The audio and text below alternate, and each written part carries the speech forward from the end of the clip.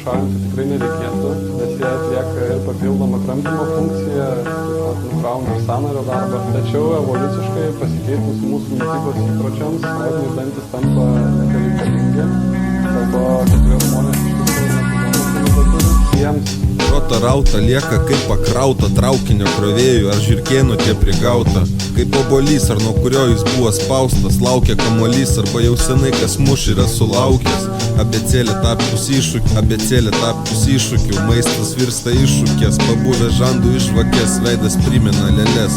Pripūstas ir aš jau prisipūtęs, kaukolė ir aš jau prisipūtęs. Kaukolė nuo lūpų lūpasi eilutės apie tai, kaip besilūpo jie ir sukosi į kitą pusę, viskas, ko jį dar tik lūposi, ištinusi, raganosi kaip sukandus rožė, roža be spiglių spygliuota viduriai pavirto košė.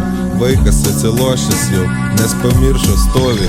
Op, šuolių užstovinti, opal už nukritusi, du šuolius užsugrojusi, 3 už rojų, 0 už jį pamiršusi.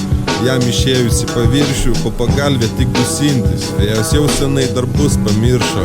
Fėjos dirba dabar metaliniais pirštais, skylė, kur jos nebuvo, naujas kambarys liežuvį, mažiau būdų sukramtyti žuvį, mažiau protaujančios durys.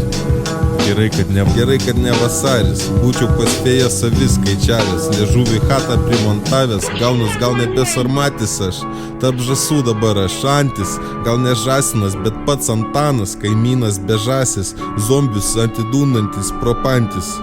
Opa už balandį, 2 už varnas, 3 už gulbės, 0 tiem, kas rankoje nelaikė bulvės. Skauda dantį, nors nebuvo nieko kieto čiulpės.